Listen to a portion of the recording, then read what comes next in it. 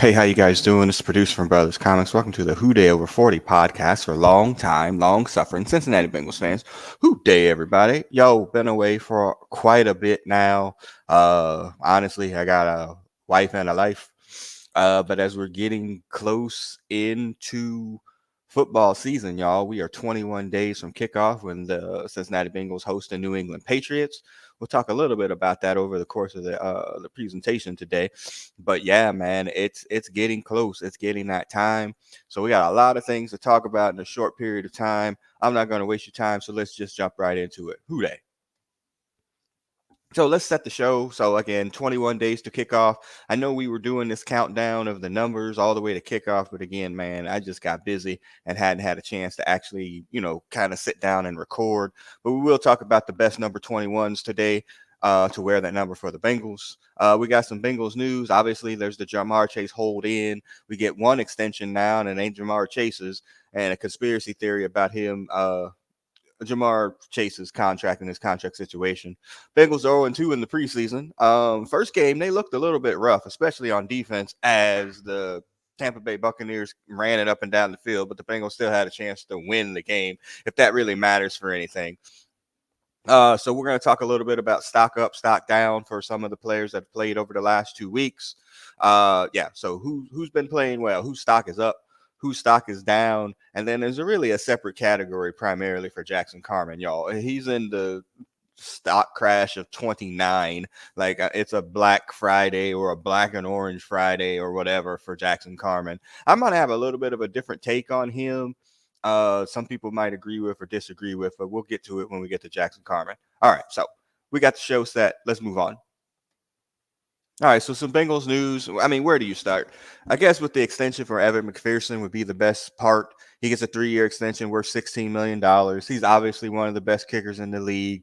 For a long time, Bengals fans, you know, if you're old enough, you're like, oh, he had Jim Breach, he was a solid kicker, but he really couldn't boom it. He had to be within a certain time frame or whatever. And then after Breach left, there's been a kind of a run of off and on types of kickers that were kind of good and then kind of not. You got your Neil Rackers of the world, your Shane Grahams, who were good enough, but maybe not. And then Nuge came over, he came there and held the job for a little bit. And then when the Bengals knew they needed to draft a kicker, they did draft a kicker and then put him on, thought they could slide him through waivers, and he winds up getting signed by the Eagles and becomes like a Pro Bowler and Super Bowl champion there. So it's been off and on. Then there was the fat Randy debacle there for a couple of seasons. Nobody's going to forget him pulling on his hamstring after missing that chip shot field goal in Joe Burrow's opening game. Like, it's just, it was bad. And so when they drafted McPherson, you draft a kicker. There's always going to be people that think that you never should draft a kicker.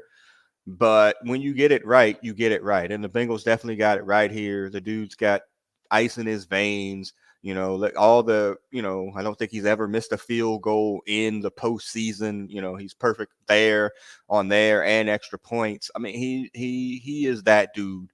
He's one of the best kickers in the league. Last night or yesterday afternoon, they set up for, what was it, 56 or a 58-yard field goal. And you don't even feel like, oh, well, I'm anxious. And it ain't because it's preseason. It's because it's Evan McPherson. Like, oh, 56 yards, that's nothing. I mean, they literally have a weapon. As soon as you get it onto the opponent's other 40, you're still thinking, you know what, we're probably going to get 3 out of this. And the Bengals, with their up in the air punter situation, haven't necessarily gotten it all together right there to give him any sort of consistency in his snap, hold, kick, partners, but he's still done really well. So yeah, Evan McPherson, it's well earned, well deserved. He should be kicking for the Bengals for a very long time. And it was good that they got that done. On the other side of that, Jamar Chase. So we got conspiracy theories for the good and for the bad. He doesn't show up to practice one day this past week and everybody's freaking out, and then Zach gives his conference and, says that Jamar is day to day. So, well, what does that mean? Is there an injury now? Did he get hurt? Well, how did he get hurt since he's not practicing? All of this mess. And so everybody started to freak out when he didn't show up to practice. But then when the team leaves for the trip to Chicago, he's on the team playing. He gets off, like he's a part of this thing. He's on the sideline. He's cheering and doing all the things that he had been doing up to this point. So the conspiracy theorists like, oh, he's holding out, this is going to be a big deal, didn't have much. The people that are like, oh, he's just going to get his extension here soon. Well, that's the newest conspiracy theory now, around a glizzy. Like, no, the Bengals homepage posted something, that video of them, I think it was in Oakland, with Jamar and T and Joe Burrow and T running, Jamar about eating, 2 glizzies with no condiment, no bev. And then, the Bengals homepage posted something about, they weren't feeling well, about eating hot dogs or whatever. So, I mean, it feels like this extension is imminent. The Bengals don't necessarily like to negotiate this close to the edge, especially when they got a player really essentially under 2 years of contract, since they have his 5th-year option as well. But much like Joe Burrow, you have an outstanding player. You have a Hall of Fame caliber type player. It is really in your best interest to get the deal done sooner than later.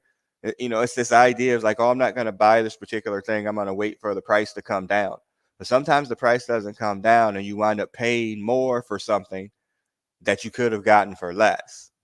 And I think the Bengals are in that situation right now. They really need to get ahead of this before other wide receivers have set the market. Pretty much they should have been in on this, after Jetta signed his deal, like literally the next day. But they didn't. And now other wide receivers are getting this money. And like I said, this is a hold in. If anybody tells you, like, I don't think Jamar is going to play opening game of the season, they're crazy. He's going to be there. He's going to play. And the Bengals are going to sign him, whether it is this season or not. He's getting signed.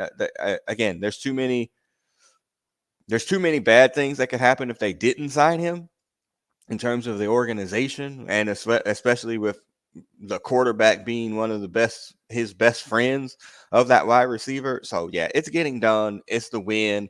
I'm betting on sooner than later, maybe, literally before week 1. And that's it. So, but yeah, no more conspiracy theories, y'all. This is good news. All right, let's do some more Bengals news. Part 2, y'all. So the injuries are starting to pile up in camp. This is inevitable. You got dudes practicing out in the hot sun, whether as much as they've pulled back on training camp, where you don't hit that much, there's a lot of stretching and a lot of breaks or whatever. This is still full contact football and things are going to happen.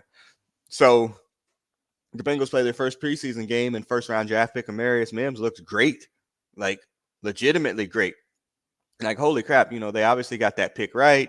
How the hell did he fall to 21? All of those types of things. Allegedly it was his injury issues that had that thing, why he wound up falling. And 2 days after the game, like, yeah, he's out. He has a strained pec. And when I heard the news, I about passed out myself.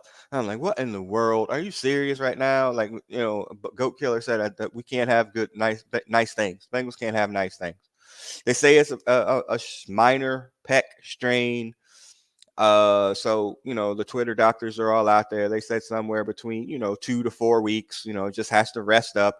Obviously not a full pec tear. That's a full season off. And obviously he doesn't need that. Conveniently enough, Trent Brown comes back to practice 2 weeks or a week or so ahead of that time. And now he's, moved into the starting right tackle position, which most people had predicted was going to happen anyway, as Mims was going to work his way back.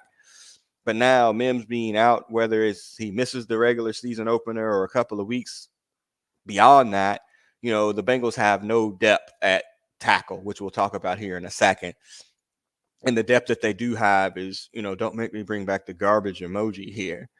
So, Mims looked good, but your best ability is availability. And right now he's not available. So hopefully he heals up pretty soon.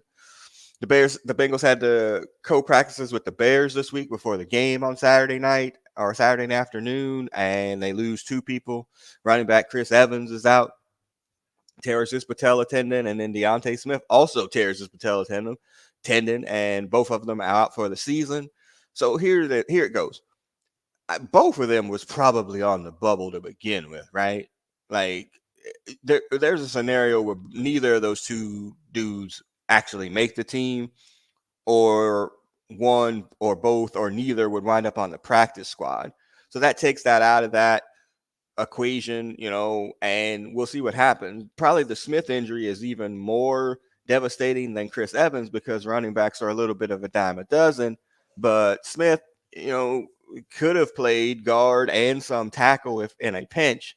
And now with Mims out, you lose that ability. And so now you got some pretty sorry dudes out there. I think they ran out Cody Ford played right tackle yesterday. Yipes. Definitely more of a guard. Some other Jackson Kirkland. It's like there's just a bunch of dudes out there at this point. And again, it's a preseason game and you just need bodies, and that's fine.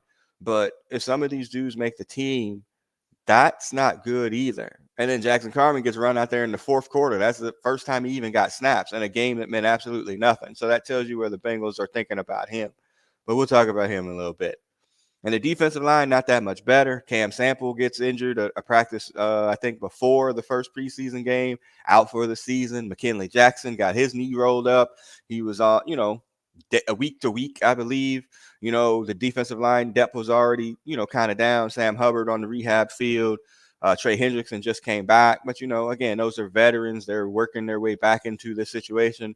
Hendrickson even scarier in the sense that, his primary backup is Cam Sample. And, he's gotten a little bit older. He's in a contract year as well. So, that's a little bit scary too. And then on top of that, out of nowhere, Jeff Gunter retires, and I read his Instagram post the other day.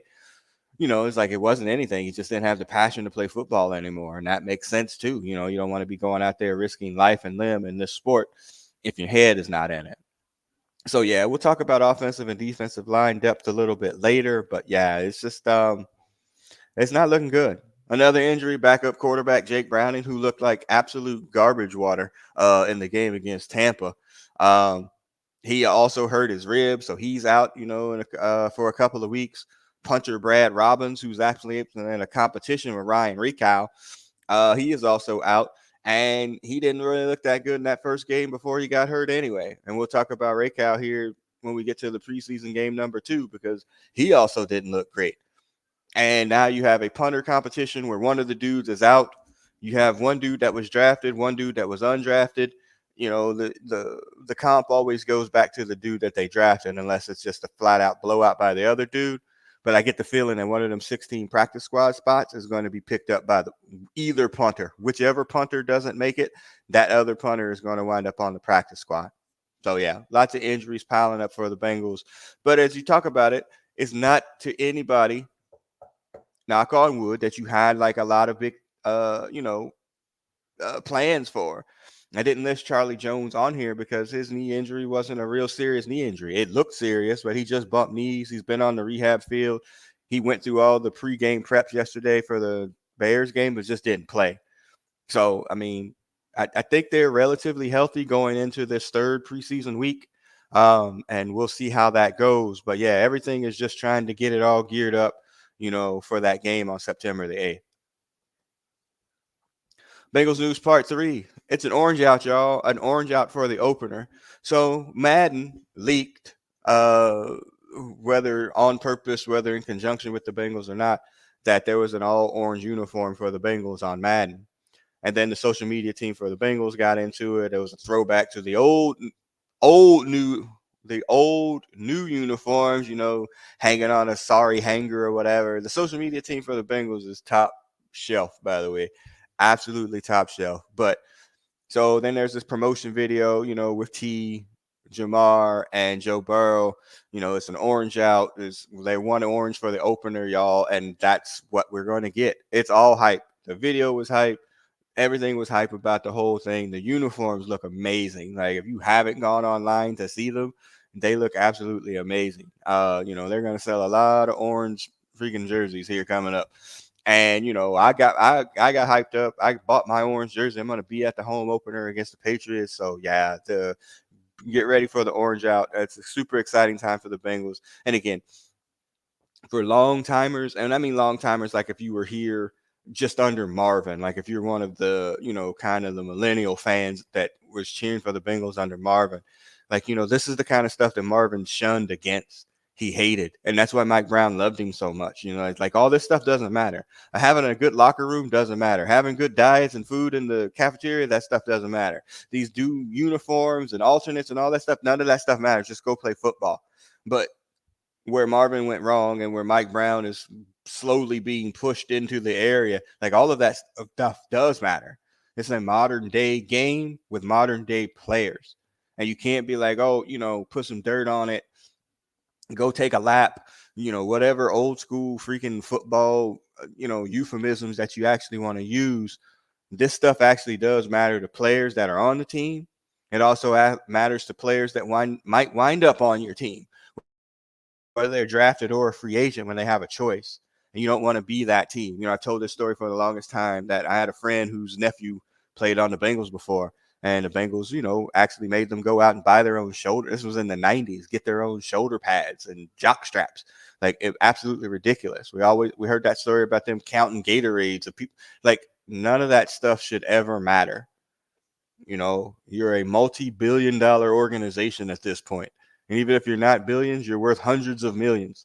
It's time to start acting like it. And I think slowly but surely, whether it be your orange uniforms, alternates, ring of honor, all of these things that are bringing the Bengals into, it's even call it modern. You bringing them into like the regular, the regular thought of what's actually happening in a football game and season. It's finally starting to happen for the Bengals. So yeah, I'm hyped about this. It seems like the players were hyped about it, and I know the fans are too. So let's go. All right, y'all. So countdown to kickoff. We said we would continue this. Again, I wish I could continue from wherever we stopped last time, but we'll jump off on 21 days until the Bengals and the Patriots kick off at PAYCOR Stadium. So this really breaks down, and I didn't put a list of all the players up there, but this really breaks down to 2 players. And it's probably based on your age, to be honest with you. Like if you're over the age of probably 35, 21 to you is James Brooks. James Brooks came over from the Chargers. He's a vital part of the 88 Super Bowl team. He's able to run the ball. He's able to catch the ball out of the backfield. A completely versatile dude. Like one of my favorite players, absolutely for sure, in those Bengals runs. And then if you're a more recent fan or, a little bit younger, you probably never saw James Brooks play, it's probably Mike Hilton. Mike Hilton comes over from the Steelers as a free agent. He's one of the best, slot cornerbacks in the league. Dude is probably 5'8" on a good day with, heels in the shoes, and he plays harder than anybody. He loves to make tackles. He can cover. He talks a lot of mess. Like, I mean, he's like, a modern player favorite for a lot of these guys. And, a team captain, a huge leader for the Cincinnati Bengals, especially in that cornerback room. So it really probably depends on age. For me, again, I'm Houday over 40. I'm a long-suffering fan. It's definitely JB for me. Like, he was at Bengal Gym's Fan Fest thing. I didn't get a chance to get a picture or anything with him, but he was definitely one of my favorite players from back in the day. But if you're a young school dude like my son is, like, oh, I could definitely see how you would take it to be Mike Hilton. Very likable dude, very hard, player. All the intangibles that you would want to think of are all on Mike Hilton. And so I could definitely see how you would think it was him. But yeah, 21 days, y'all. Let's go. Who they? So let's do stock up, stock down as we start to wrap up here for this particular podcast. Again, Bengals are 0-2. It doesn't really matter. Like I get into this argument with Hutch all the time is that, it matters, but it doesn't. Preseason games don't matter other than the fact that you don't want to get anybody hurt and you want to see some sort of progress. Like, you're just not going out there and embarrassing yourself. So if you look at the score for the Bears game, you would like, the Bengals embarrassed themselves. And they absolutely didn't. They didn't play any of their real starters. And the Bears did for essentially the first half. And the Bengals backups, who played terrible in Tampa on defense, shut them down. Like, I think there were 3 and outs. Caleb Williams threw for 75 yards. Everybody's going to look at the 2 plays that he did, get loose on. But he's playing against dudes that are not going to be playing in the NFL. Let's be honest. But let the Bears be excited about their quarterback. I'm perfectly fine with that too.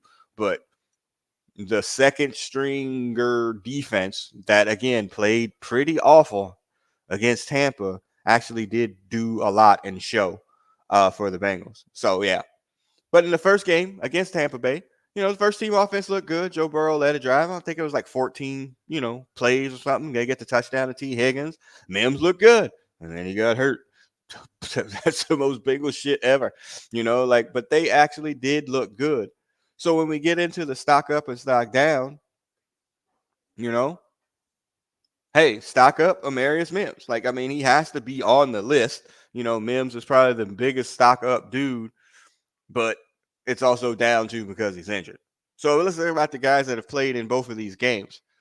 Josh Fig Newton, y'all, the cornerback, he's number 28. It's weird because that's numbers, so associated with Joe Mixon. He's played really well. He's had a couple of, in the Tampa game, he had an interception, but he has some plays. He's been kind of up and kind of down. He's kind of looking at like being one of those corners. And then if this battle somehow between Dax, Hill, and DJ Turner, it's, who's going to be the number 2 corner, or 2A, 2B, whatever. Newton has all the intangibles to be that number 2 corner as well, starting opposite of Cam Taylor-Britt, but he's just young. So against the Bears, he had an up and down day. He had a great stop on a slant route, but then he got caught for a bad penalty, and then he got beat on a touchdown too. But I don't know if that was him looking in the backfield or he thought he was going to have help on that side or something like that. But he's a stock up dude. Like, that dude can play corner. And he reminds me a lot of Cam Taylor-Britt, actually. He can, he can cover and he can tackle. And I think that's two of the things that, Dax and DJ Turner are going to need to prove, because I think both of them can kind of cover and both of them can kind of tackle. But I don't know which one's going to be the most consistent of doing the two of those things together. And I think Newton can do both of them more consistently once he gets some more experience.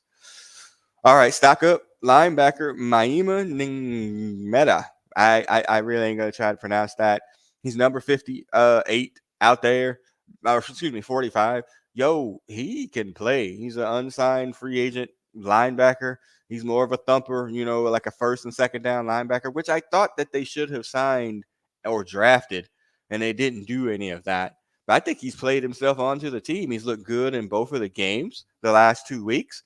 And I think he's actually going to do well for the Bengals and make the team. Obviously, he's going to start on special teams, and he may not be active on game days, but I definitely think he's going to be out there and one of the linebackers of the maybe 4 or 5 that they keep when we get down to cut down day. Well, if you're watching on YouTube, I'm going to skip over a couple of the Jermaine Burton one, and go to center Matt Lee. Matt Lee, drafted in the 7th round out of the University of Miami. They were high on him and were very happy to get him in the 7th round, and he's actually done really well, especially in pass snaps, because let's be honest, the Bengals are a passing offense. They're not really trying to run the ball as often as maybe they could or should, but he's actually done well there. He's obviously the center of the future, and maybe it's that future is next year, even though they have the current center under contract for the next 2 seasons. Maybe it's next year and that guy gets moved to guard. But, stock up for sure. And then Chris Jenkins, the defensive tackle out of the University of the school up north. He didn't look great in week 1 at all. He looked really bad as he got run all over at the rest of the Bengals as they ran for almost 140 yards for Tampa. But he looked a lot better here. He obviously had the sack, which will be there. But again, he was anchoring the defensive line that shut the Bears down again for 3 drives, man, 3 and outs on 3 straight possessions. So he did really, really well. So his stock is all the way up. And then there's Jermaine Burton. If I could have put a stock up, stock down situation, I would probably have done that for him. How do you even deal with this? Okay, so everybody knows he's got first round talent. Everybody knows he might have a 3rd round attitude, brain, or whatever. But it seems like if you watch all the stuff from camp that he's been on his best behavior, doing what he's supposed to. Like, I don't think anything. So we get to the first preseason game. Everybody's like, bet, man, we're going to see Jermaine Burton, blah, blah, blah, blah. No time with the ones. Okay. That makes sense. No time with the 2s. Well, that's interesting. And then he really doesn't play until like the latter parts of the second half. And then guess what he goes out and does? Gets a huge touchdown catch, has like 3 receptions for 82 yards, and the tutty. Like, yo, this dude is something else. all right, let's get to week 2. It's going to be something. Now, they're not playing the starters, so he's definitely got to be one of the first people out there. And he is out there with the first run of second teamers. And, he had a couple of catches here, but mostly he was returning kicks and punts. And it was like, hey, what? Now, again, Charlie Jones was out. Chris Evans got hurt. And it was like, oh, okay, well, guess that makes sense. He has the ability to do that. So it's like, yeah, stock up. Like, because he did really well against some people that won't be playing in the league. Stock down. Why are you not playing him like early on? Like, I don't understand that. Stock up. Well, maybe he could be the next punt returner or kick returner because he's, pretty dynamic back there.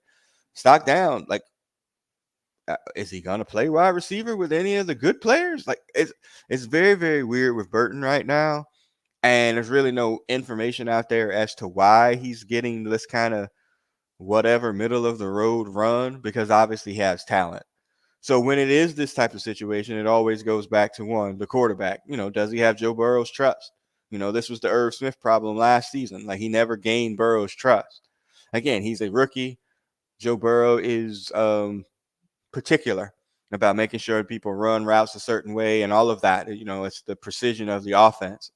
And so it might take him a little bit of time to gain that trust to be able to be out there with the ones. I'm going to quote Zim Houday here, though, too, and be like, you know what? Maybe don't give him the whole playbook yet and let him just run go routes. The kind of the Chris Henry playbook his first season with the Bengals, too. Like, just let him run goes because his talent is going to be overmatched for whatever third cornerback he's out there is guarding him. So maybe they get to that point with the Bengals, but I don't know that they were there yet. So it'll be interesting to see what happens with him. I can't imagine that he's not active on game days. So, yeah, stock up for a lot of these folks. Stock down, y'all.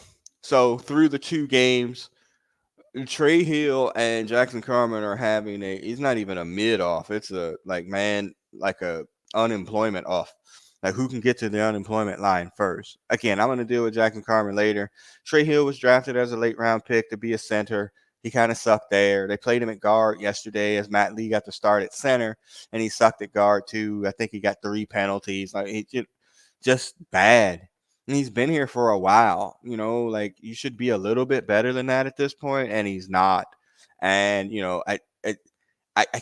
where is there a world where he actually makes the team? And now you really can't imagine that he is going to make the team, especially with their play. They paid Matt Lee all those snaps at center. So barring injury, I can't see him making the team. Before we get to Jackson Carmen, so the punters, that's a stock down situation too. Neither one of them's run away with the job. The one dude is now injured, and then Rakow, who could have put some distance in between himself yesterday with him and Robbins, didn't. He had a pretty average day, and he didn't get a chance to get any separation from Brad Robbins, who's out injured. So, yeah, that's a stock down situation for the punters. The defensive and offensive line depth, I'll do defensive first because we're about to lead to that. I mean, I kind of alluded to it before with Cam Sample's injury and Sam Hubbard out and Trey Hendrickson just working his way back in, the retirement. It's a lot going on there, and you're really just trying to get to the 53 at this point. McKinley Jackson out as well. Jay Tufele finally comes off from being injured and he plays yesterday. And again, these are players that, the Bengals are counting on for a little bit for at least some kind of defensive line depth. And, those dudes need to get some snaps in. McKinley Jackson, he's probably not going to play in the preseason at all. Well, how much are you going to be able to count on him if he's getting his first snaps, in week 4? He hasn't had any, meaningful snaps. He's going to have to play himself back into shape to be able to get onto the team. It's a rough time on the defensive line for the Bengals. Your frontline starters are okay. It's just the backups, and that's where it leads to the offensive line too. The backup situation is abysmal. That's the best word that I could use. It's your Cody Fords, your Jackson Kirklands. These dudes are, if they're NFL players, they're barely NFL players. And the Bengals have gone down this route for years at this point now, not wanting to pay for premium backups. They just don't want to do it. When everything was fine and sweet with Mims there, it's like, all right, well, if Mims is perfectly okay, now Cody not Cody Ford, but Trent Brown becomes your swing tackle between left tackle and right tackle.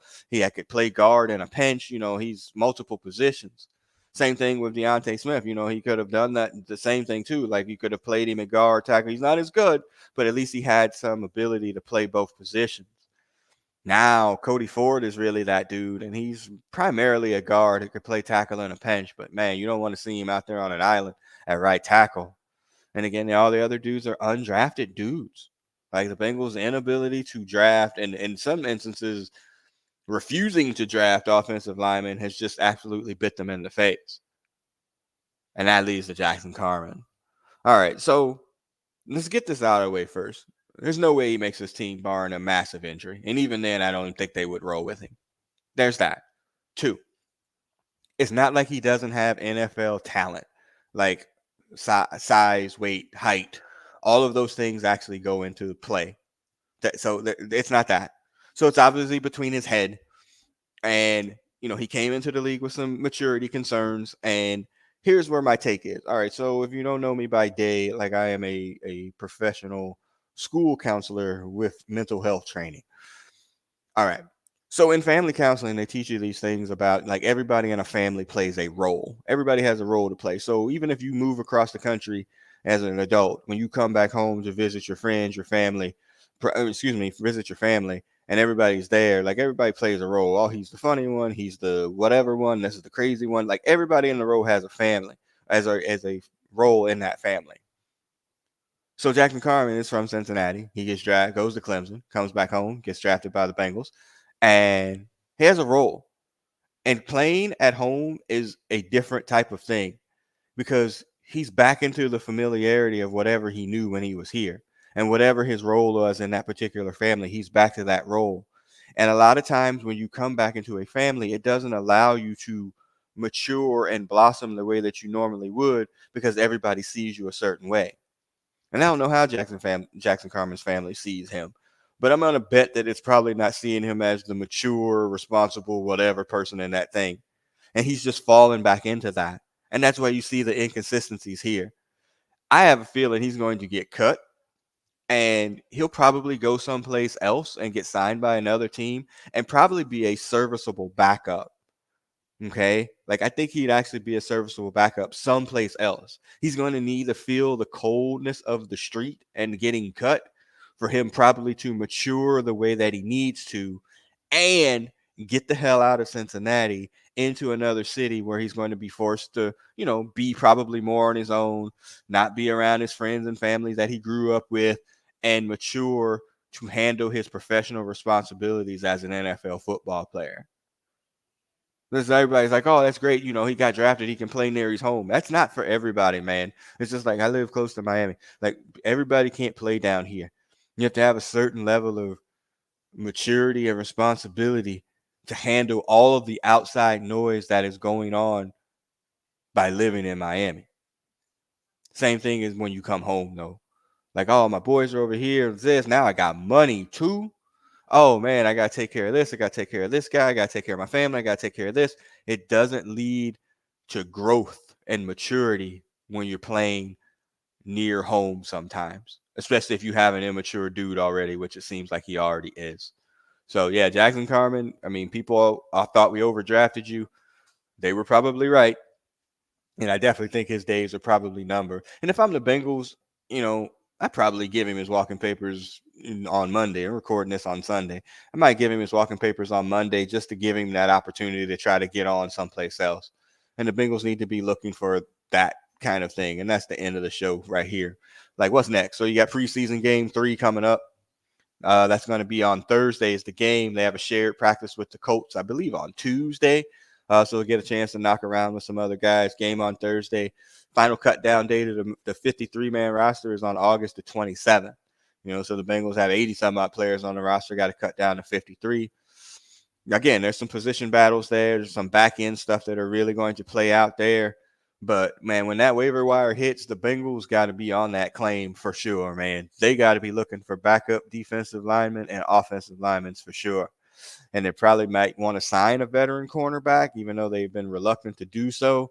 They might want to do that as well, because this is an all chips in year. I know Hutch has been saying that. Like, you really should have as best capable backup as many positions as possible so that you can, weather a storm if somebody has to be out 3 to 4 weeks and you don't feel so bad out there. Because Cody Ford at right tackle for 3 to 4 weeks is a nightmare scenario. Absolutely. I don't know who's going to be out there. I don't know who's going to be cut. I don't know if you want to trade a 6th or 7th round pick to find somebody. I don't know, but you can't just rest on your laurels and be like, what's the Zach Taylor's line? We're happy with the guys we have. Man, do not do that. So, yeah, we're running down to that 53-man roster cut down on the 27th. We'll probably do a little bit of a roster prediction beforehand to see after the Colts game and to kind of see where we think it's going to lie out. But hopefully some of those dudes that do make the team on the back end wind up getting cut shortly thereafter. I mean, the Bengals scour the waiver wire to get some dudes that actually got cut because, man, that offensive line is a little bit rough right now. All right, y'all. So that's pretty much it. We'll be back in a couple of days. Like I said, I will be at the Patriots game. Holla at your boy if you see me. I'll be in an orange shirt. This is an orange out, y'all. All right. We'll see y'all later. Peace. Have a good one.